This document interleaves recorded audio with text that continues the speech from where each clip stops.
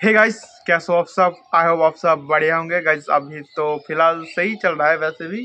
तो भाई देख सकते हो सनसेट हो ही चुका है, ठीक है, क्योंकि 5:30 से ऊपर ही बज चुका है अभी। और अभी भी बस क्या क्या है ना कि लाइट सही से आ रहा है प्रॉपर एकदम, और पंखी वगैरह तो सही से चल रहा है।